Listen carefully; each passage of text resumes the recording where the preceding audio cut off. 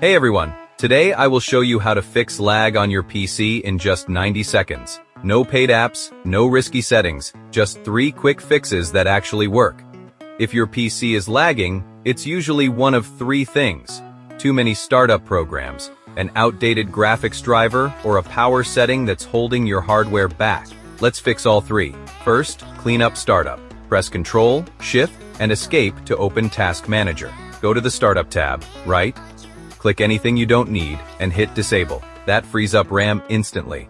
Next, update your graphics driver. Open Device Manager, expand Display Adapters, right? Click your graphics card, and select Update Driver, then search automatically. This alone fixes most game and video lag. Finally, open Settings. Go to System, then Power, and set power mode to best performance. That stops Windows from throttling your speed.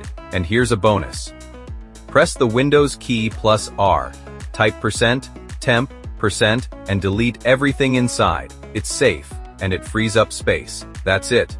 Those are the 3 fixes for lag in 90 seconds. If you found this video helpful, please hit the like button and subscribe for more tutorials.